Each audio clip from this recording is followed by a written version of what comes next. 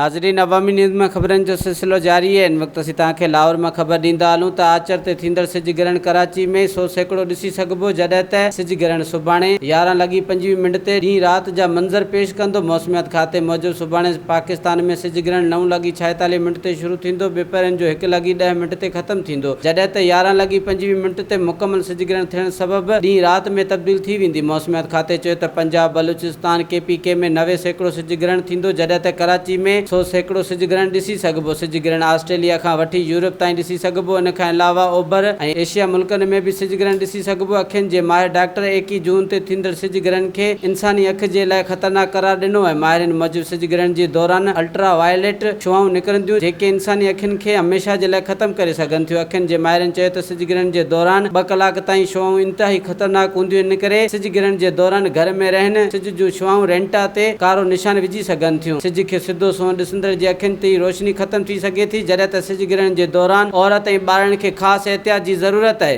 वधीक ख़बरनि ऐं तफ़सील जे लाइ विज़िट कयो असांजी वेबसाइट awamiNewsHD.com ऐं ॾिसंदा रहो अवामी न्यूज़ HD।